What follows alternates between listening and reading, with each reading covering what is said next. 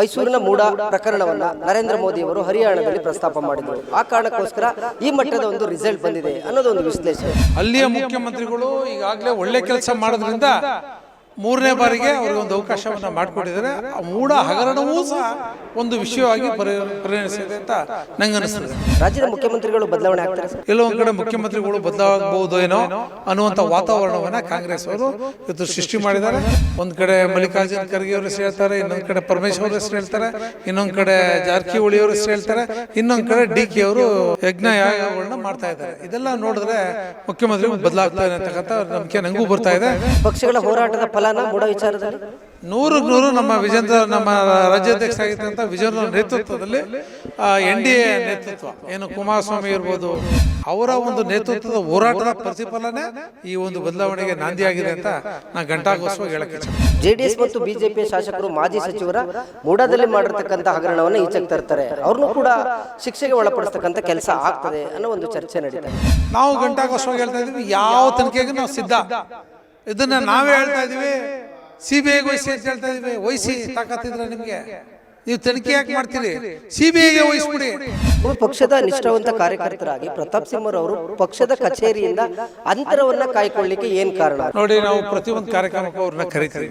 ಕೆಲವು ಕಾರ್ಯಕ್ರಮದಲ್ಲಿ ಅವ್ರು ಭಾಗಿಯಾಗ್ತಾರೆ, ಕೆಲವು ಕಾರ್ಯಕ್ರಮಕ್ಕೆ ಅವ್ರು ಬರ್ತಾ ಇಲ್ಲ.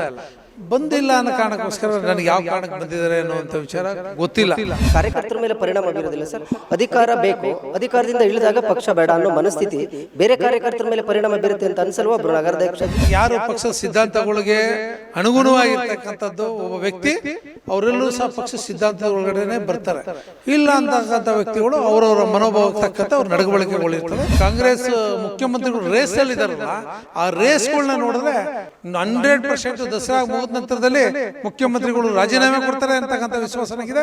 ಅವರವರೇ ಕಿತ್ತಾಡ್ಕೊಂಡು ಅವರವರೇ ಬಡದಾಡ್ಕೊಂಡು ಬಿದೋಗುತ್ತೆ ಗೌರ್ಮೆಂಟ್.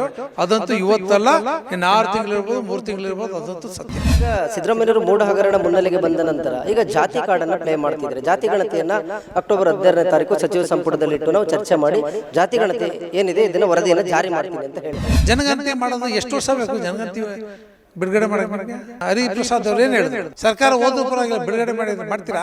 ಬಿಡುಗಡೆ ಮಾಡಿದ್ರೆ ಮಾಡಿ ನೀವು ಗೌರ್ಮೆಂಟ್ ಹೋಗುತ್ತೆ. ನಿರೀಕ್ಷೆಯಂತೆ ಬಿಜೆಪಿ ಹರಿಯಾಣದಲ್ಲಿ ದಿಗ್ವಿಜಯನ ಸಾಧಿಸಿದೆ. ಈ ವಿಚಾರವಾಗಿ ಮಾತಾಡಲಿಕ್ಕೆ ಬಿಜೆಪಿಯ ನಗರ ಅಧ್ಯಕ್ಷರು ಮಾಜಿ ಶಾಸಕರಾದಂಥ ನಾಗೇಂದ್ರ ಅವರನ್ನು ಮುಟ್ಕಿದ್ದಾರೆ. ಸರ್ ನಮಸ್ಕಾರ.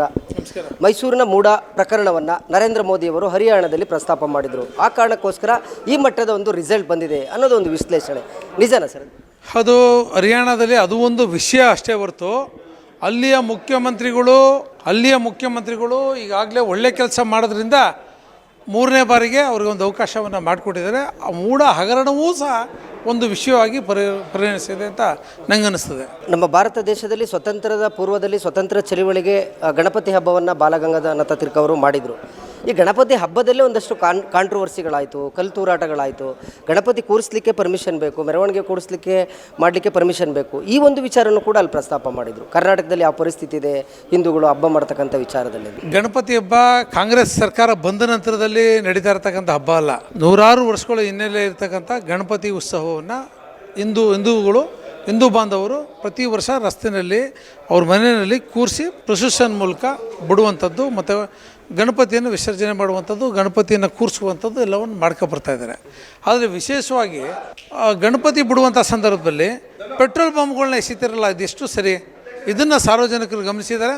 ಅದಕ್ಕೆ ಪರ್ಯಾಯವಾಗಿ ಜನ ಅದರ ವಿರುದ್ಧವಾಗಿ ಇವತ್ತು ಆ ವಿಷಯವೂ ಸಹ ದೇಶದ ಪ್ರಧಾನಮಂತ್ರಿಗಳು ಇವತ್ತು ಚುನಾವಣೆ ಪ್ರಚಾರದಲ್ಲಿ ನಾಗಮಂಗಲದ ಗಣಪತಿ ವಿಷಯನೂ ಸಹ ತೆಗೆದಿದ್ದರು. ಅದರ ಪರಿಣಾಮ ಈ ಒಂದು ಹರಿಯಾಣದಲ್ಲಿ ರಿಸಲ್ಟ್ ಬಂದಿದೆ ಅಂತ ನಂಗೆ ಅನ್ನಿಸ್ತದೆ. ಈಗ ಕಾಂಗ್ರೆಸ್ ವಲಯದಲ್ಲಿ ಸಾಕಷ್ಟು ಬಿಕ್ಕಟ್ಟುಗಳು ಏರ್ಪಡ್ತಾ ಇದೆ. ಮುಂದಿನ ಮುಖ್ಯಮಂತ್ರಿಗಳು ಯಾರಾಗಬೇಕು ಅನ್ನೋ ಚರ್ಚೆ ನಡೀತಾ ಇದೆ. ನಿಮ್ಮ BJP ನಾಯಕರುಗಳು ಹೇಳ್ತಾ ಇದ್ದೀರಾ, ಈಗ ಜಾರಕಿಹೊಳಿ ಅವರು ರೇಸಲ್ಲಿದ್ದಾರೆ, ಅವರೇ ಎಲ್ಲ ಶಾಸಕರುಗಳನ್ನ ಭೇಟಿ ಮಾಡ್ತಿದ್ದಾರೆ ಅಂತ. ರಾಜ್ಯದ ಮುಖ್ಯಮಂತ್ರಿಗಳು ಬದಲಾವಣೆ ಆಗ್ತಾರೆ ಸರ್? ಇವತ್ತು ವಾತಾವರಣ ನೋಡಿದ್ರೆ ಮುಖ್ಯಮಂತ್ರಿಗಳು ಭಾಳ ಗಟ್ಟಿಯಾಗಿ ನಾನೇ 5 ವರ್ಷ ಮುಖ್ಯಮಂತ್ರಿ ಆಗ್ತೀನಿ ಅಂತ ಹೇಳ್ತಾ ಇದ್ದಾರೆ. ಆ ಮುಖ್ಯಮಂತ್ರಿಗಳು ರೇಸಲ್ಲಿ ಇರ್ತಕ್ಕಂಥವ್ರು 8 ಜನ ನಾನು ಅಂತೇಳಿ ಬೆಳಗ್ಗೆ ಆದರೆ ಅದೇ ಒಂದು ವ್ಯವಸ್ಥೆಗಳು ಆಗ್ತಾ ಇರೋದು ನೋಡಿದ್ರೆ ಎಲ್ಲೋ ಒಂದು ಕಡೆ ಮುಖ್ಯಮಂತ್ರಿಗಳು ಬದಲಾಗಬಹುದು ಏನೋ ಅನ್ನುವಂಥ ವಾತಾವರಣವನ್ನು ಕಾಂಗ್ರೆಸ್ ಅವರು ಇವತ್ತು ಸೃಷ್ಟಿ ಮಾಡಿದ್ದಾರೆ. ಒಂದು ಕಡೆ ಮಲ್ಲಿಕಾರ್ಜುನ್ ಖರ್ಗೆ ಅವ್ರ ಹೆಸರು ಹೇಳ್ತಾರೆ, ಇನ್ನೊಂದು ಕಡೆ ಪರಮೇಶ್ ಅವ್ರ ಹೆಸರು ಹೇಳ್ತಾರೆ, ಇನ್ನೊಂದು ಕಡೆ ಜಾರಕಿಹೊಳಿ ಅವ್ರ ಹೆಸರು ಹೇಳ್ತಾರೆ, ಇನ್ನೊಂದು ಕಡೆ ಡಿ ಕೆ ಅವರು ಯಜ್ಞ ಯಾಗಗಳನ್ನ ಮಾಡ್ತಾಯಿದ್ದಾರೆ. ಇದೆಲ್ಲ ನೋಡಿದ್ರೆ ಮುಖ್ಯಮಂತ್ರಿಗೂ ಬದಲಾಗ್ತಾರೆ ಅಂತಕ್ಕಂಥ ನಂಬಿಕೆ ನನಗೂ ಬರ್ತಾಯಿದೆ. ಮತ್ತು ನಮ್ಮ ರಾಜ್ಯಾಧ್ಯಕ್ಷರು ಖಂಡಿತವಾಗಿ ಹೇಳೋದು ನೋಡಿದ್ರೆ ಮುಖ್ಯಮಂತ್ರಿಗಳು ಬದಲಾಗ್ತಾರೆ. ನಿಮ್ಮ ರಾಜ್ಯಾಧ್ಯಕ್ಷರಿದ್ದರು, ಅವರಾದ ಬಳಿಕ MP ಚುನಾವಣೆ ಬರ್ತು, ಒಳ್ಳೆ ರಿಸಲ್ಟನ್ನು ಕೊಟ್ರಿ. ಇದಾದ ಬಳಿಕ ಎಲ್ಲೋ ಒಂದು ಕಡೆ BY ವಿಜಯೇಂದ್ರರವ್ರನ್ನ ಕಟ್ಟಿ ಹಾಕಲಿಕ್ಕೆ BJPಯಲ್ಲಿ ಎರಡು ಬಣ, ಒಂದು ಯತ್ನಾಳ್ ಅವರು ಮತ್ತೊಂದು ಈಶ್ವರಪ್ಪ ಅವ್ರ ಟೀಮ್ ಈಗ RCBಯನ್ನು ತರ್ತಾ ಇದ್ದಾರೆ. BY ವಿಜಯೇಂದ್ರ ಅವರ ನಾಗಲೋಟಕ್ಕೆ ಬ್ರೇಕ್ ಹಾಕಲಿಕ್ಕೆ RCB ಎಂಟ್ರಿ ಕೊಡ್ತಾ ಇದೆ. ನಮ್ಮ ಪಕ್ಷದಲ್ಲಿ ಅನೇಕಾರು ಪಕ್ಷಗಳು ಡಿವಿಷನ್ ಆಗಿ ಭಾಳ ಹೋರಾಟಗಳು ಮಾಡಿದ್ದಾರೆ, ಹಲವಾರು ನಾಯಕರುಗಳು. ಯಾರೂ ಸಹ ಇಲ್ಲಿವರೆಗೆ ಸಕ್ಸಸ್ ಆಗಿಲ್ಲ. BJP ವಿರುದ್ಧ ಹೋಗಿದ್ದರು, ಯಾರೂ ಸಹ ಚುನಾವಣೆಯಲ್ಲೇ ಗೆದ್ದಿಲ್ಲ ನೆಕ್ಸ್ಟು. ಅದರಿಂದ ನನ್ನ ಸಲಹೆ ಏನಂದರೆ, ಭಾರತೀಯ ಜನತಾ ಪಾರ್ಟಿ ಒಂದು ಪ್ರಜಾತಾಂತ್ರಿಕ ವಿಚಾರದಲ್ಲಿ ಭಾಳ ಶಕ್ತಿಯುತವಾಗಿ ಪ್ರಜಾತಂತ್ರ ವ್ಯವಸ್ಥೆಯನ್ನು ಪಾಲಿಸ್ತಕ್ಕಂಥ ಒಂದು ಪಕ್ಷ. ಈ ಪಕ್ಷ ಸಿದ್ಧಾಂತವನ್ನು ಪಾಲಿಸಿ ಅವರ ನೇತೃತ್ವದಲ್ಲಿ, ವಿಜೇಂದ್ರ ನೇತೃತ್ವದಲ್ಲಿ ಪಕ್ಷ ಕಟ್ಟಬೇಕ ವಿನ RCB ಇನ್ನೊಂದು ಬೇರೆ ಬೇರೆ ಹೆಸರಲ್ಲಿ ಭಾರತೀಯ ಜನತಾ ಪಾರ್ಟಿಯನ್ನು ಒಡೆಯೋಕ್ಕೂ ಆಗಲ್ಲ. ಆ ರೀತಿ ಸಂಘಟನೆಗಳಿಗೆ ನಮ್ಮಲ್ಲಿ ಬೆಲೆನೂ ಇಲ್ಲ. ಆ ರೀತಿ ಸಂಘಟನೆಗಳು ನಮ್ಮಲ್ಲಿ ಬೆಲೆ ಇಲ್ಲ. ಇವತ್ತು CM ರೇಸ್ನಲ್ಲಿ ಇರ್ತಕ್ಕಂತಹ ಜಾರಕಿಹೊಳಿರವರು ಮೈಸೂರಿನ ಕೆಲವೊಂದು ಶಾಸಕರುಗಳನ್ನು ಭೇಟಿ ಮಾಡ್ತಾ ಇದ್ದಾರೆ ಸರ್. ಅದೇ ನಾನು ಹೇಳಿದ್ನಲ್ಲ, ಇವತ್ತು ಅವರ ಒಂದು ನಡವಳಿಕೆಗಳನ್ನ ನೋಡಿದ್ರೆ, ಅವರ ಸಚಿವರುಗಳ ನಡವಳಿಕೆ, ಜಾರಕಿಹೊಳಿ ಅವರು ಇರ್ಬೋದು, ಆ ಕಡೆ ಪರಮೇಶ್ವರ್ ಅವರು ಸ್ಟೇಟ್ಮೆಂಟ್ ಅಂತಾರೆ ಇರ್ತಾರೆ, DK ಶಿವಕುಮಾರ್ ಯಜ್ಞಾನಿಗಳಲ್ಲಿ ಅವರು ಪೂಜೆ ಪುರಸ್ಕಾರಗಳನ್ನ ಮಾಡ್ತಾಯಿದ್ದಾರೆ ಜೋರಾಗಿ. ಅದೆಲ್ಲ ನೋಡಿದ್ರೆ ಒಂದು ಕಡೆ ಮೈಸೂರು ಕರ್ನಾಟಕಕ್ಕೆ ಮಲ್ಲಿಕಾರ್ಜುನ್ ಖರ್ಗೆ ಅವರು ಎಂಟ್ರಿ ಕೊಟ್ಟಿದ್ದಾರೆ. 3 ದಿನಗಳಲ್ಲಿ ಇಲ್ಲೇ ಟಿಕಾನ ಊರ್ತಾ ಇದ್ದಾರೆ. ಇದೆಲ್ಲವನ್ನು ನೋಡಿದ್ರೆ ಎಲ್ಲೋ ಒಂದು ಕಡೆ ಬದಲಾವಣೆಗಳು ಗಾಳಿ ಬೀಸ್ತಾ ಇದೆ ಅಂತ ನನಗೂ ಸಹ ಅನ್ನಿಸ್ತಾ ಇದೆ. ಪಕ್ಷಗಳ ಹೋರಾಟದ ಫಲನ ಮೂಡ ವಿಚಾರದಲ್ಲಿ 100% ನಮ್ಮ ರಾಜ್ಯಾಧ್ಯಕ್ಷರಾಗಿರ್ತಕ್ಕಂಥ ವಿಜಯೇಂದ್ರ ನೇತೃತ್ವದಲ್ಲಿ NDA ನೇತೃತ್ವ ಏನು ಕುಮಾರಸ್ವಾಮಿ ಇರ್ಬೋದು, ನಮ್ಮ ಅವರ ಪಕ್ಷದ ಎಲ್ಲ MLAಗಳು ಮುಖಂಡರುಗಳಿರ್ಬೋದು, ನಮ್ಮ ಪಕ್ಷದ ವಿರೋಧ ಪಕ್ಷದ ನಾಯಕರಾಗಿರ್ತಾರೆ ಅಶೋಕ್ ಅವರು ಇರ್ಬೋದು, ನಮ್ಮ ಅಧ್ಯಕ್ಷರು ವಿಜೇಂದ್ರ ಅವರ ನೇತೃತ್ವದಲ್ಲಿ ದೊಡ್ಡ ಒಂದು ಹೋರಾಟ, ಅತ್ಯಂತ ಚಿಕ್ಕ ವಯಸ್ಸಿನ ಅಧ್ಯಕ್ಷ ಈ ಥರ ಒಂದು ದೊಡ್ಡ ಹೋರಾಟವನ್ನು ಮಾಡಿ ಯಶಸ್ವಿಗೊಳಿಸಿರ್ತಕ್ಕಂಥ ನಮ್ಮ ಅಧ್ಯಕ್ಷರು ಅವರ ಒಂದು ನೇತೃತ್ವದ ಹೋರಾಟದ ಪ್ರತಿಫಲನೇ ಈ ಒಂದು ಬದಲಾವಣೆಗೆ ನಾಂದಿಯಾಗಿದೆ ಅಂತ ನಾನು ಘಂಟಾಘೋಷವಾಗಿ ಹೇಳೋಕ್ಕೆ ಇಚ್ಛೆಪಡ್ತೀನಿ. ಮೈಸೂರು ಮೂಡಾದಲ್ಲಿ ಸಾಕಷ್ಟು ಬಾರಿ ಮೆಂಬರ್ಗಳಾಗಿದ್ದರು, ನೀವು ಮೂಡ ಅಧ್ಯಕ್ಷರಾಗಿದ್ದಿರಿ, MLA ಆಗಿ ಸದಸ್ಯರಾಗಿದ್ದಿರಿ. ಮೈತ್ರಿಯ ನಾಯಕರು ಅಂದರೆ JDS ಮತ್ತು BJPಯ ಯಾರು ಮೂಡಾದಲ್ಲಿ ಸದಸ್ಯರಾಗಿದ್ದರು ಅಷ್ಟೂ ಸದಸ್ಯರ ಒಂದು ಡಾಟಾವನ್ನು ಕಲೆಕ್ಟ್ ಮಾಡ್ತಿದ್ದಾರೆ. ಸಿದ್ದರಾಮಯ್ಯನವರು ಅಧಿಕಾರದಲ್ಲಿ ಇರಲಿ ಬಿಡಲಿ, ಬಟ್ ಈ JDS ಮತ್ತು BJPಯ ಶಾಸಕರು, ಮಾಜಿ ಸಚಿವರ ಮೂಡಾದಲ್ಲಿ ಮಾಡಿರ್ತಕ್ಕಂಥ ಹಗರಣವನ್ನು ಈಚೆಗೆ ತರ್ತಾರೆ, ಅವ್ರನ್ನೂ ಕೂಡ ಶಿಕ್ಷೆಗೆ ಒಳಪಡಿಸ್ತಕ್ಕಂಥ ಕೆಲಸ ಆಗ್ತದೆ ಅನ್ನೋ ಒಂದು ಚರ್ಚೆ ನಡೀತಾ ಇದೆ. ಭಾಳ ಸಂತೋಷ. ಆ ಥರ ತನಿಖೆ ಆಗಬೇಕು, ಆಗಲಿ. 1987ರಲ್ಲಿ ಅಭಿವೃದ್ಧಿ ಪ್ರಾಧಿಕಾರ ಮೂಡಾಗಿ ಪರಿವರ್ತನೆ ಆಗಿದೆ. ಅವತ್ತಿಂದಲೂ ಸಹ ಏನೆಲ್ಲ ಹಗರಣಗಳಾಗಿದೆ ಅಷ್ಟೂ ಸಹ ಚೆಕಪ್ ಮಾಡಿ ಅಂತಲೇ ನಾನು ಸ್ವಾಗತವನ್ನು ಬಯಸ್ತೇನೆ. ಯಾರ ಮೇಲೆ ಬೇಕಾದ್ರೆ ತನಿಖೆ ಮಾಡೋಕ್ಕೆ ಸರ್ಕಾರಕ್ಕೆ ಅವಕಾಶ ಇದೆ. ಆದರೆ ಈ ಪ್ರಾರಂಭ ಎಲ್ಲಾಗಿದ್ದು, ಈ ತನಿಖೆಯನ್ನು ಪ್ರಾರಂಭ ಮಾಡಬೇಕು ಅಂತಕ್ಕಂಥದ್ದು ಲಾಜಿಕಲ್ ಎಂಡನ್ನು ಮಾಡ್ತೀನಿ ಅಂತಕ್ಕಂಥವ್ರು ಯಾರು? ಹೊಸದಾಗಿ ಸರ್ಕಾರ ಬಂದು ಉರುಪಿನಲ್ಲಿ ಲಾಜಿಕಲ್ ಎಂಡ್ ಮಾಡ್ಕೊಳ್ಳೋಕೆ ಹೋಗಿ ಅವ್ರು ಮುಖ್ಯಮಂತ್ರಿಗಳನ್ನೇ ಲಾಜಿಕಲ್ ಎಂಡ್ ಮಾಡುವಂಥ ಪರಿಸ್ಥಿತಿಗೆ ನಿರ್ಮಾಣ ಮಾಡಿದ್ದಾರೆ. ನಿಜಕ್ಕೂ ಸಹ ನಂಗೆ ಖುಷಿ ಆಗ್ತದೆ. ಎಲ್ಲ ತನಿಖೆಗಳನ್ನ ಮಾಡಲಿ, ಇನ್ಕ್ಲೂಡಿಂಗ್ ನಾನು ಮೂಡ ಮೆಂಬರ್ ಆಗಿದೆ, ನಮ್ಮ ಮೇಲೂ ಸಹ ತನಿಖೆಗಳು ಮಾಡಲಿ. ನಾವು ರೆಡಿ ಇದ್ದೀವಿ, ಎಲ್ಲರೂ ರೆಡಿ ಆಗಬೇಕು. ಯಾರ್ಯಾರ ಅವಧಿನಲ್ಲಿ ಏನೇನಾಗಿದೆ ಎಲ್ಲ ಗೊತ್ತಾಗಬೇಕು. ಸಾರ್ವಜನಿಕರ ಮುಂದೆ ವೈಟ್ ಪೇಪರ್ನ ಬಿಡುಗಡೆ ಮಾಡಬೇಕು. ಯಾರ್ಯಾರು ತಪ್ಪಿಸೋದಿದ್ದಾರೆ, ಯಾರ್ಯಾರು ಭೂಗಳರಿದ್ದಾರೆ ಅವರೆಲ್ಲರ ವಿರುದ್ಧ ಕ್ರಮ ತಗೊಳ್ಳಿ. ನಮ್ಮದೇನು ಅಭ್ಯಂತರ ಇಲ್ಲ. ಪಕ್ಷಾತೀತವಾಗಿ ತಗೊಳ್ಳಿ. ಕಾನೂನು ಅಂದರೆ ಒಂದೊಂದು ಪಕ್ಷಕ್ಕೆ ಒಂದು ಕಾನೂನು ಇದೆಯಾ? ಕಾಂಗ್ರೆಸ್ಗೆ, BJPಗೆ, JDSಗೆ ಒಂದು ಕಾನೂನು ಇದೆಯಾ? ಏನಿಲ್ಲ. ನಾವು ಘಂಟಾಘೋಷವಾಗಿ ಹೇಳ್ತಾಯಿದ್ದೀವಿ, ಯಾವ ತನಿಖೆಗೂ ನಾವು ಸಿದ್ಧ. ಇದನ್ನು ನಾವೇ ಹೇಳ್ತಾಯಿದ್ದೀವಿ. CBIಗೆ ವಹಿಸಿ ಅಂತ ಹೇಳ್ತಾಯಿದ್ದೀವಿ. ವಹಿಸಿ, ತಾಕತ್ತಿದ್ರೆ ನಿಮಗೆ. ನೀವು ತನಿಖೆ ಯಾಕೆ ಮಾಡ್ತೀರಿ? CBIಗೆ ವಹಿಸ್ಬಿಡಿ. ಅತ್ಯಂತ ನಿಷ್ಪಕ್ಷ ಪಕ್ಷವಾಗಿ ಅವರು ತನಿಖೆಯನ್ನು ಮಾಡ್ತಾರೆ. ನಿಮ್ಮ ಅಂಡರಲ್ಲಿರ್ತಕ್ಕಂಥ ಲೋಕಾಯುಕ್ತಕ್ಕೆ ಏನು ತನಿಖೆ ಮಾಡೋಕ್ಕಾಗತ್ತೆ? ನಮಗೆ ನಂಬಿಕೆ ಇಲ್ಲ. CBIಗೆ ವಹಿಸಿ, ಸಂಪೂರ್ಣವಾದಂಥ ತನಿಖೆ ಆಗಲಿ, ನಿಷ್ಪಕ್ಷವಾದಂಥ ತನಿಖೆ ಆಗ್ತದೆ. ಯಾರ್ಯಾರು ತಪ್ಪಿತಸ್ಥರಿದ್ದಾರೆ ಅವ್ರ ಮೇಲೆ ಕ್ರಮ ಆಗಲಿ. ಅಕ್ಯುರೇಸ್ ಆಗಿ ನೀವು ಯಾತ್ರೆಯನ್ನು ಮಾಡಿದ್ರಿ, ಸರ್ಕಾರದ ಮೇಲೆ ಪ್ರೆಸರ್ ತಂದ್ರಿ, ಜನಾಂದೋಲನ ಆಯಿತು. ರಾಷ್ಟ್ರ ಮಟ್ಟದಲ್ಲೂ ಕೂಡ ಸುದ್ದಿ ಆಯಿತು. ಆದರೆ ಎಲ್ಲೋ ಒಂದು ಕಡೆ ದಸರಾ ಉದ್ಘಾಟನೆ ಸಂದರ್ಭದಲ್ಲಿ ನಿಮ್ಮ ಮೈತ್ರಿಯ ನಾಯಕರು, ಚಾಮುಂಡೇಶ್ವರಿ ಕ್ಷೇತ್ರದ ಶಾಸಕರು ಸಿದ್ದರಾಮಯ್ಯನವ್ರನ್ನ ಹಾಡಿ ಹೊಗಳ್ತಾರೆ. FIR ಆದ ತಕ್ಷಣ ಯಾರೆಲ್ಲ ಪ್ರಕರಣ ಇದೆ ಎಲ್ಲರೂ ಕೂಡ ನಾವು ರಾಜೀನಾಮೆ ಕೇಳೋಕ್ಕಾಗುತ್ತಾ ಅನ್ನೋ ಒಂದು ಪ್ರಶ್ನೆಯನ್ನು ಇಡ್ತಾರೆ. ಇದಾದ ಬಳಿಕ ಎಲ್ಲೋ ಒಂದು ಕಡೆ ಮೈತ್ರಿ ನಾಯಕರಿಗೆ ಇರ್ಸು ಮುರ್ಸು ಆಗಿದೆ ಸಿದ್ದರಾಮಯ್ಯ ಹೋರಾಟದ ವಿಚಾರದಲ್ಲಿ. ನೋಡಿ, ಈಗಾಗಲೇ ಎಲ್ಲ ಮಾಧ್ಯಮಗಳಲ್ಲಿ ಬಂದಿದೆ. ಸ್ವತಃ GD ದೇವೇಗೌಡರೇ ನಿಮ್ಮೆಲ್ಲರಿಗೂ ಆನ್ಸರ್ ಮಾಡಿದ್ದಾರೆ. ಅವ್ರ ಆನ್ಸರ್ಗೆ ನಾನು ಅದಕ್ಕೆ ಮತ್ತೊಮ್ಮೆ ಆನ್ಸರ್ ಮಾಡುವಂಥ ಪರಿಸ್ಥಿತಿ ಇಲ್ಲ. ಅವರು ನಮ್ಮ ಮಿತ್ರ ಪಕ್ಷ, ಅವರ ಪಕ್ಷದ ಆಂತರಿಕ ವಿಚಾರ, ಅವ್ರ ಪಕ್ಷದಲ್ಲೇ ಅವ್ರದ್ದೇ ಆದಂಥ ಮುಖಂಡರುಗಳಿದ್ದಾರೆ. ಅವರು ಅದನ್ನು ಸರಿಪಡಿಸ್ಕೊತಾರೆ. ಯಾವ ಕಾರಣದಿಂದ ಅವ್ರು ಹೇಳಿದ್ದಾರೆ ಅಂತಕ್ಕಂಥದ್ದು ನನಗೆ ಗೊತ್ತಿಲ್ಲ. ಒತ್ತಡಕ್ಕೆ ಏನಾದರೂ ಸಿಕ್ಕಿದಾರಾ? ಏನಾದರೂ ಇವ್ರ ಫೈಲ್ಸ್ಗಳು ಅಥವಾ ಇವ್ರನ್ನೇನಾದರೂ ಸರ್ಕಾರ ಬೆದರಿಕೆ ಮಾಡ್ತಕ್ಕಂಥ ಕೆಲಸಗಳು ಆಗ್ತಿದೆಯಾ? ಯಾವ ಕಾರಣಕ್ಕೆ ಈ ಥರ ವಿಚಾರ ಬಂತು ಅನ್ನೋದು ದೊಡ್ಡ ಚರ್ಚೆ ಆಗ್ತದೆ. ಆ ವಿಷಯ ನನಗೆ ಗೊತ್ತಿಲ್ಲ. ನನ್ನ ಪಕ್ಷದ ವಿಚಾರವೂ ಅಲ್ಲ ಅದು. ಆ ಕಾರಣಕ್ಕೋಸ್ಕರ ಅವರ ಪಕ್ಷದ ಆಂತರಿಕ ವಿಚಾರನ ಬಗ್ಗೆ ನಾವು ಮಾತಾಡುವಂಥದ್ದು ಸೂಕ್ತ ಅಲ್ಲ. ಅದನ್ನು GD ದೇವೇಗೌಡರನ್ನೇ ಕೇಳಿ, ಅವ್ರ ಪಕ್ಷದ ಮುಖಂಡರುಗಳು ಕೇಳಿದ್ರೆ ನಿಮ್ಗೆ ಆನ್ಸರ್ ಸಿಗ್ಬೋದು ಬಹುಶಃ. ಯಾಕಂದರೆ ಸರ್, ಸಾಕಷ್ಟು ಪಕ್ಷದಲ್ಲಿ ಸಂಭ್ರಮ ಆದಾಗ, ಪಕ್ಷದ ಕಾರ್ಯಚಟುವಟಿಕೆ ಆದಾಗ ಮಾಜಿ ಸಂಸದರು ಕಾಣಿಸ್ಕೊಳ್ತಾ ಇಲ್ವಲ್ಲ, ಯಾಕೆ ಅಂತೇಳಿ. ನೋಡಿ, ಅವರ ಕಾರ್ಯ ಒತ್ತಡ ಹೇಗಿದೆಯೋ ನಂಗೆ ಗೊತ್ತಿಲ್ಲ. ಅವ್ರು ಯಾವುದ್ರಲ್ಲಿ ಬ್ಯುಸಿ ಆಗಿದ್ದಾರೋ, ಕಾರ್ಯ ಒತ್ತಡ ಹೇಗಿದೆಯೋ ನಂಗೆ ಗೊತ್ತಿಲ್ಲ. ದಯಮಾಡಿ ಈ ಪ್ರಶ್ನೆ ಅವ್ರಿಗೆ ಕೇಳಿದ್ರೆ ಸೂಕ್ತ ಅಂತಕ್ಕಂಥದ್ದು ನಾನು ಹೇಳೋಕ್ಕೆ. ಸಾಮಾನ್ಯ ಕಾರ್ಯಕರ್ತ ತಪ್ಪು ಮಾಡಿದ್ರೆ ಅವ್ರಿಗೆ ನೋಟಿಸ್ ಮಾಡ್ತೀರಾ, ಕಾರಣ ಕೇಳ್ತೀರಾ. 2 ಬಾರಿ ಸಂಸದರಾಗಿ ಇಲ್ಲಿ ಅಧಿಕಾರವನ್ನು ಅನುಭವಿಸಿದ್ದಾರೆ. ಬೇರೆ ಕಾರಣಕ್ಕೆ ಪಕ್ಷ ಟಿಕೆಟನ್ನು ಚೇಂಜ್ ಮಾಡಿದೆ. ಮಹಾರಾಜರು ಸಂಸದರಿದ್ದಾರೆ. ಒಬ್ಬ ಪಕ್ಷದ ನಿಷ್ಠಾವಂತ ಕಾರ್ಯಕರ್ತರಾಗಿ ಪ್ರತಾಪ್ ಸಿಂಹರವರು ಪಕ್ಷದ ಕಚೇರಿಯಿಂದ ಅಂತರವನ್ನು ಕಾಯ್ಕೊಳ್ಳಿಕ್ಕೆ ಏನು ಕಾರಣ? ನೀವು ಜಿಲ್ಲಾ ನಗರ ಅಧ್ಯಕ್ಷರಿದ್ದೀರಾ, ಅದಕ್ಕೆ ನಾನು ನಿಮಗೆ ಕೇಳ್ತೀನಿ. ನೋಡಿ, ನಾವು ಪ್ರತಿಯೊಂದು ಕಾರ್ಯಕ್ರಮಕ್ಕೂ ಅವ್ರನ್ನ ಕರಿತೀವಿ. ಕೆಲವು ಕಾರ್ಯಕ್ರಮದಲ್ಲಿ ಅವ್ರು ಭಾಗಿಯಾಗ್ತಾರೆ, ಕೆಲವು ಕಾರ್ಯಕ್ರಮಕ್ಕೆ ಅವ್ರು ಬರ್ತಾ ಇಲ್ಲ. ಬಂದಿಲ್ಲ ಅನ್ನೋ ಕಾರಣಕ್ಕೋಸ್ಕರ ನನಗೆ ಯಾವ ಕಾರಣಕ್ಕೆ ಬಂದಿದ್ದಾರೆ ಅನ್ನೋವಂಥ ವಿಚಾರ ಗೊತ್ತಿಲ್ಲ. ಅವರ ಕೆಲಸ ಒತ್ತಡ ಹೇಗಿದೆಯೋ, ಅವ್ರು ಬ್ಯುಸಿಯಾಗಿದೆಯೋ ನಂಗೆ ಗೊತ್ತಿಲ್ಲ. ಅವರು ನಮ್ಮ ಚುನಾವಣೆ ಟೈಮ್ನಲ್ಲಿ ಅವರು ರಾಜ್ಯ ಪ್ರವಾಸ ಮಾಡೋಕ್ಕೂ ಸಹ ಸ್ಟಾರ್ ಕ್ಯಾಂಪೇನ್ ಮಾಡಿದರು. ಬಹುಶಃ ಆ ರೀತಿ ಬೇರೆ ಬೇರೆ ಊರುಗಳಿಗೆ ಹೋಗುವಂಥದ್ದು, ಸಂಘಟನಾ ಮುಖಂಡರುಗಳನ್ನ ಭೇಟಿ ಮಾಡುವಂಥದ್ದು ಇವೆಲ್ಲವನ್ನು ಅವ್ರು ಮಾಡ್ತಾಯಿದ್ದಾರೆ.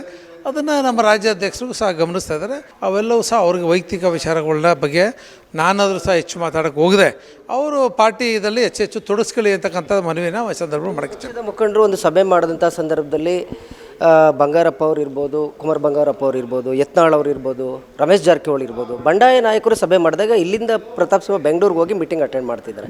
ಇಲ್ಲೂ ಸಹ ಹೋರಾಟದಲ್ಲಿ ಭಾಗಿಯಾಗಿದ್ದರು. ಬೆಂಗಳೂರು ಮೈಸೂರು ನಮ್ಮ ಯಾತ್ರೆ ಏನಿತ್ತು ಆ ಸಂದರ್ಭದಲ್ಲಿ ಇಲ್ಲೂ ಸಹ ಅವರು ಬಂದು ಯಾತ್ರೆಯಲ್ಲಿ ಭಾಗವಹಿಸಿದರು. ಅವ್ರು ಮಾಡುವಂಥ ಫಂಕ್ಷನ್ಗಳಿಗೂ ಸಹ ಹೋಗಿ ಅಟೆಂಡ್ ಮಾಡ್ತಾಯಿದ್ದಾರೆ. ಈ ನೀತಿಯನ್ನು ಅವ್ರನ್ನೇ ಏನಕ್ಕೆ ಈ ಥರ ಈ 2 ಕಡೆ ಹೋಗ್ತಿದ್ದೀರ ಅಂತ ನೀವು ಅವ್ರನ್ನೇ ಕೇಳಿ. ದಯಮಾಡಿ ಅವ್ರನ್ನೇ ಕೇಳಿದ್ರೆ ಸೂಕ್ತ ಅಂತಕ್ಕಂಥದ್ದು ನನ್ನ ಒಂದು ಭಾವನೆ. ಒಂದು ರೀತಿ ನಡವಳಿಕೆ ಕಾರ್ಯಕರ್ತರ ಮೇಲೆ ಪರಿಣಾಮ ಬೀರೋದಿಲ್ಲ ಸರ್. ಅಧಿಕಾರ ಬೇಕು, ಅಧಿಕಾರದಿಂದ ಇಳಿದಾಗ ಪಕ್ಷ ಬೇಡ ಅನ್ನೋ ಮನಸ್ಥಿತಿ ಬೇರೆ ಕಾರ್ಯಕರ್ತರ ಮೇಲೆ ಪರಿಣಾಮ ಬೀರುತ್ತೆ ಅಂತ ಅನಿಸಲ್ವಾ ಒಬ್ಬರು ನಗರಾಧ್ಯಕ್ಷರಾಗಿ? ನೋಡಿ, ಒಬ್ಬ ನಿಷ್ಠಾವಂತ ಕಾರ್ಯಕರ್ತ ಯಾವ ರೀತಿ ನಡವಳಿಕೆಗಳಿರಬೇಕು ಅಂತಕ್ಕಂಥದ್ದನ್ನು ನಮ್ಮ ಪಕ್ಷದ ಸಿದ್ಧಾಂತನೇ ಹೇಳ್ತದೆ. ಅದಕ್ಕೆ ತಕ್ಕಂತೆ ಯಾರು ಪಕ್ಷದ ಸಿದ್ಧಾಂತಗಳಿಗೆ ಅನುಗುಣವಾಗಿರ್ತಕ್ಕಂಥದ್ದು ಒಬ್ಬ ವ್ಯಕ್ತಿ, ಅವರೆಲ್ಲೂ ಸಹ ಪಕ್ಷ ಸಿದ್ಧಾಂತದ ಒಳಗಡೆ ಬರ್ತಾರೆ. ಇಲ್ಲ ಅಂತಕ್ಕಂಥ ವ್ಯಕ್ತಿಗಳು ಅವರವರ ಮನೋಭಾವಕ್ಕೆ ತಕ್ಕಂತೆ ಅವ್ರ ನಡವಳಿಕೆಗಳಿರ್ತದೆ. ಆ ನಡವಳಿಕೆಗಳನ್ನ ನಮ್ಮ ರಾಜ್ಯ ಮತ್ತು ರಾಷ್ಟ್ರದ ನಾಯಕರು ಗಮನಿಸ್ತಾ ಇದ್ದಾರೆ. ಅದನ್ನೆಲ್ಲ ಸರಿಪಡಿಸುವ ನಿಟ್ಟಿನಲ್ಲಿ ನಮ್ಮ ರಾಜ್ಯದ ನಾಯಕರುಗಳು ಅದಕ್ಕೆ ಮುಂದಾಗ್ತಾರೆ ಅಂತಕ್ಕಂಥದ್ದು ನನ್ನ ಭಾವನೆ. ದಸರಾ ಮುಗಿದ ಬಳಿಕ ಮೂಢ ಹೋರಾಟ ಮತ್ತೆ ಮುನ್ನೆಲೆಗೆ ಬರುತ್ತೆ. 100ಕ್ಕೆ 100 ನಂಗನಿಸ್ತದೆ. ದಸರಾ ಮುಗಿದ ನಂತರದಲ್ಲಿ ಅವರು ಕಾಂಗ್ರೆಸ್ ಮುಖಂಡರುಗಳು ಇವಾಗೇನು ಕಾಂಗ್ರೆಸ್ ಮುಖ್ಯಮಂತ್ರಿಗಳು ರೇಸಲ್ಲಿದ್ದಾರಲ್ಲ, ಆ ರೇಸ್ಗಳನ್ನ ನೋಡಿದ್ರೆ 100% ದಸರಾ ಮುಗಿದ ನಂತರದಲ್ಲಿ ಮುಖ್ಯಮಂತ್ರಿಗಳು ರಾಜೀನಾಮೆ ಕೊಡ್ತಾರೆ ಅಂತಕ್ಕಂಥ ವಿಶ್ವಾಸ ನನಗಿದೆ.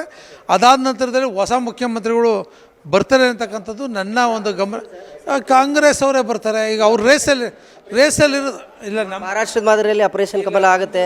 ಅಲ್ಲಿ ಕಾಂಗ್ರೆಸ್ನಲ್ಲಿ ಇರ್ತಕ್ಕಂಥ ಮುಖ್ಯಮಂತ್ರಿ ರೇಸ್ಗಳು ಒಂದಷ್ಟು ಜನ BJPಗೆ ಕರ್ಕೊಬರ್ತಾರೆ. ಇವೆಲ್ಲ ಚರ್ಚೆ ನಡೀತಿದೆ ಸರ್ ಡೆಲ್ಲಿನಲ್ಲಿ. ನಮ್ಮ ರಾಜ್ಯ ನಾಯಕರುಗಳು ಅಂಥ ಕಾರ್ಯಕ್ರಮಗಳನ್ನ ನಾವು ಮಾಡೋದಿಲ್ಲ ಅಂತೇಳಿ ಈಗಾಗಲೇ ನಮ್ಮ ರಾಷ್ಟ್ರದ ಮಂತ್ರಿಗಳು ಸಹ ನಮ್ಮ ಕೇಂದ್ರ ಮಂತ್ರಿಗಳು ಸಹ ಹೇಳಿದ್ದಾರೆ. ಹಾಗೆ ರಾಜ್ಯದ ನಾಯಕರುಗಳು ಹೇಳಿದ್ದಾರೆ.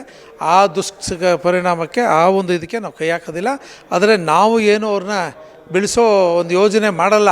ಅವರವರೇ ಕಿತ್ತಾಡ್ಕೊಂಡು ಅವರವರೇ ಬಡ್ದಾಡ್ಕೊಂಡು ಬಿದ್ದೋಗುತ್ತೆ ಗೌರ್ಮೆಂಟು.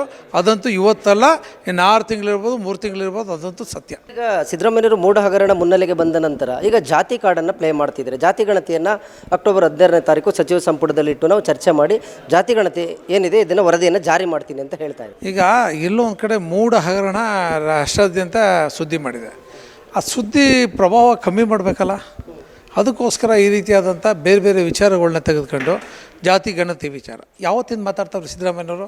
ಅವರು ಮೊದಲು ಮುಖ್ಯಮಂತ್ರಿ ಆದಾಗಿಂದಲೂ ಹೇಳ್ತಾನೆ ಅವರೇ, ಇವತ್ತರೆಗೂ ಜಾರಿಗೆ ತಂದ್ರ. ಈಗ ಹೇಳ್ತಾರೆ ಒಂದು ಕಮಿಟಿ ಮಾಡ್ತೀವಿ ಅಂತಾರೆ, ಕ್ಯಾಬಿನೆಟಿಗೆ ತತ್ತೀನಿ ಅಂತಾರೆ. ಇದೆಲ್ಲ ಕನ್ನಡಿಸೋ ತಂತ್ರ ಬುಡಿ. ಮಾಡೋಕ್ಕೆ ತಾಕತ್ತಿದ್ರೆ ಮಾಡಿ, ಇಲ್ಲ ಅಂದರೆ ಆ ವಿಷಯನ ಮಾತಾಡಬೇಡಿ. ಇದು ಮೂಢ ಪ್ರಕರಣದಲ್ಲಿ ಅದನ್ನು ಮರೆಮಾಚೋಕ್ಕೆ ಈ ರೀತಿಯಾದಂಥ ವಿಚಾರಗಳನ್ನ ನೀವು ತೆಗೆದು ಜನರ ಮೇಲೆ ಒತ್ತಡ ಇರುವಂಥದ್ದು. ನೀವು ಧಮಕಿ ಆಗ್ತಾ ಇರೋದು ಏನಂತ, ಬಿ ಜೆ ಪಿಯವ್ರ ಹಗರಣ ಇದೆ, ಬಿ ಜೆ ಪಿಯವ್ರದ್ದು ಇದ್ದಿದೆ. 1 ವರ್ಷ 3 4 5 ತಿಂಗಳಾಯ್ತಲ್ಲ, ಏನು ಮಾಡ್ತೀರಿ? 1.5 ವರ್ಷ ಹಗರಣ ಇದ್ರೆ ಅವ್ರ ಮೇಲೆ ಕ್ರಮ ತಗೋಬೇಕಾಯ್ತು. ಹೇಳಿದ್ರಿ ನೀವು ವಿರೋಧ ಪಕ್ಷದ ನಾಯಕರಾದಾಗ 40% ಕಮಿಷನ್ ಅಂತ ಹೇಳಿದ್ರಿ. 40% ಒಂದೇ ಒಂದು ಪ್ರೂವ್ ಮಾಡೋಕ್ಕಾಯ್ತಾ ನೀವು ವಿರೋಧ ಪಕ್ಷದ ನಾಯಕರಾಗಿ? ಅಟ್ಟೆ ಫೇಲ್ಯೂವರ್ ನೀವು ವಿರೋಧ ಪಕ್ಷದ ನಾಯಕರಾಗಿ. ಅದರಿಂದ ಈ ಗಾಳಿ ಗುಂಡು ಹೊಡೆಯೋ ವಿಚಾರಗಳನ್ನ ಬುಡಿ, ಜನರ ತಂತ್ರಗಳನ್ನ ಮರೆಮಾಚುವಂಥ ಇವೆಲ್ಲವನ್ನು ಬಿಡ್ಬೇಕು ನೀವು. ಜನಗಣತಿ ಮಾಡೋದು ಎಷ್ಟು ವರ್ಷ ಬೇಕು ಜನಗಣತಿ ಬಿಡುಗಡೆ ಮಾಡೋಕ್ಕೆ ನಿಮಗೆ? ಮೊನ್ನೆ ಹೇಳಿದ್ರಿ ದೊಡ್ಡದಾಗಿ, ನಿಮ್ಮ ಹರಿಪ್ರಸಾದ್ ಅವ್ರು ಏನು ಹೇಳಿದ್ರು? ಸರ್ಕಾರ ಓದೋ ಪರವಾಗಿಲ್ಲ, ಬಿಡುಗಡೆ ಮಾಡ್ತೀರಾ? ಬಿಡುಗಡೆ ಮಾಡಿ ನೀವು ಗೌರ್ಮೆಂಟ್ ಹೋಗುತ್ತೆ. ನೋಡಿದ್ರಲ್ಲ ವೀಕ್ಷಕರೇ, ಇದಿಷ್ಟು ಬಿಜೆಪಿಯ ನಗರ ಅಧ್ಯಕ್ಷರಾದಂಥ ನಾಗೇಂದ್ರರವರ ಮಾತು. ಕ್ಯಾಮ್ರಾ ಪರ್ಸನ್ ಬಿರೇಶ್ ಜೊತೆ ರಾಘವೇಂದ್ರ, ಗುಡ್ ನ್ಯೂಸ್ ಕನ್ನಡ, ಮೈಸೂರು.